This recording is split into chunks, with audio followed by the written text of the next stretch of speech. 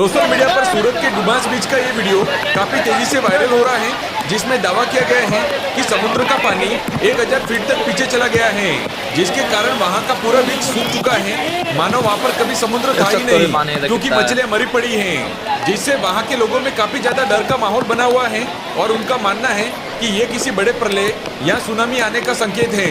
लेकिन ये अधूरा सच है, क्योंकि सच कुछ और है और काफी मजेदार है। अगर हम साइंस के बेसिस पर देखें तो दिन भर में समुद्र का पानी 2 बार किनारे पर आता है, जिस